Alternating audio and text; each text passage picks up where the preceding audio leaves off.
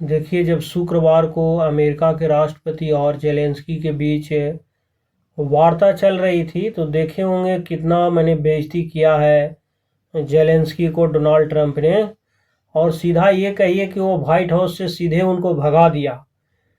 समझिए ना, जो उन पर बात होना था युद्ध के लिए, मिनरल्स के लिए, रसिया जो तीन यूक्रेन के बीच 3 साल से युद्ध चल रहा है, यूक्रेन की हालत बहुत ज़्यादा ख़राब भी हो गया है। उनको अमेरिका ही इतना हेल्प कर रहा है और यूरोपीय यूनियन के भी बहुत सारे देश हेल्प कर रहा है। तो जब उनको अमेरिका से भगाया गया यानी व्हाइट हाउस से, तो वह सीधा जेलेंस्की लंदन पहुंचे। और लंदन पहुंचने के बाद उन्होंने ट्विटर पर एक पोस्ट किया जिसमें अमेरिका का मदद के लिए शुक्रगुजार भी कहा। और इन्होंने चल दिए अपने, कल जो है रविवार है, तो रविवार के दिन क्या होगा कि जैसे फ्रांस है, जर्मनी है, डेनमार्क, इटली, लगभग 13 देश और नाटो के जो महासचिव हैं और यूरोपीय संघ और यूरोपीय काउंसिल के प्रेसिडेंट, ये सब मिलकर कल तय करेंगे कि अब इसके आगे क्या करना है। चूँकि जेलेंस्की को बहुत सारे देशों को, खासकर यूरोपीय यूनियन के जितने भी देश हैं, सब ने जेलेंस्की का सपोर्ट किया और डोनाल्ड ट्रंप का इसका भारी विरोध किया है।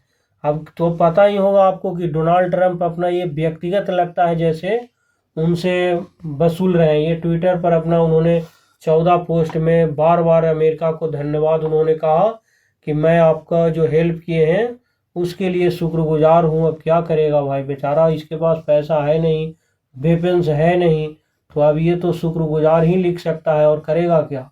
पूरा मैंने यूक्रेन को नाटो के चक्कर में शामिल होने के लिए कहा और यूक्रेन नाटो में शामिल भी नहीं हुआ और अपना देश को भी ये बर्बाद कर दिया। कितने लाखों लोग बेवजह मौत के घाट उतारे गए इस युद्ध में, जबकि 2014 में ही रसिया ने इसका एक पार्ट था क्रीमिया, उसको कब्जा कर लिया है। तब से ये मैंने रसिया इनको छोड़ नहीं रहा है।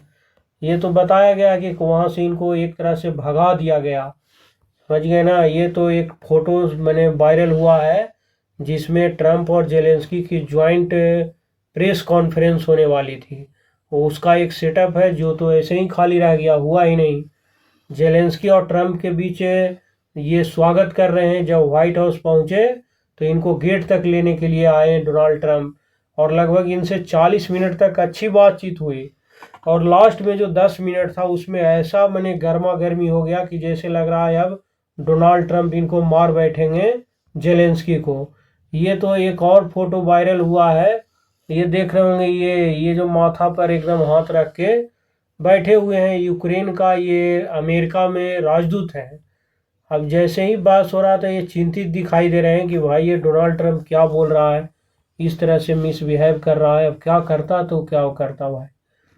अब इस तरह से है, जेलेंस्की बोले सुरक्षा की गारंटी मिले तभी पीस डील में शामिल होंगे, अन्यथा हम युद्ध करते रहेंगे। इस तरह से माने कि अब हम किसी भी देश साथ यानी रसिया के साथ माने पीस की कोई बात नहीं होगी। जेलेंस्की के समर्थन में यूरोपीय लीडर्स बहुत सारे आए इनके समर्थन में कि नहीं मैं जब भी रहूँगा तो आपके समर्थन में। जर्मनी के चांसलर ने क्या कहा, जो ओलाफ सोल्ज है, यूक्रेनी जर्मनी और यूरोप पर भरोसा कर सकता है। इमैनुअल मैक्रो जो फ्रांस के राष्ट्रपति हैं, इन्होंने क्या कहा, रूस हमलावर है और यूक्रेन पीड़ित लोग हैं, हमारा समर्थन यूक्रेन को है। कीर जो स्टामर है ब्रिटिश के पीएम, हमने यूक्रेन के लिए अपना अटूट समर्थन बरकरार रखा है। पेड्रो जो सांचेज हैं स्पेन का पीएम, जेलेंस्की के साथ खड़ा है। इसी तरह नॉर्वे के PM, Dutch PM, Poland PM, ये सभी ने जेलेंस्की का सपोर्ट किया है। करना भी चाहिए। एक तो अमेरिका इनको जानबूझकर युद्ध में ढकला कि आओ नाटो में शामिल हो जाए, तुम्हारी सुरक्षा का गारंटी हम लेंगे। जब जो बाइडन थे तो इनको सुरक्षा का नाम पर बहुत सारे हेल्प दिए भी, और जैसे ही डोनाल्ड ट्रंप आया इनको और बेडागर कर दिया। इसमें पुतिन अपने बाजी मार गए। बाकी अब देखिए कल रविवार है, इस पर जब वार्ता होगी उसके बाद क्या न्यूज आता है देखेंगे हम लोग।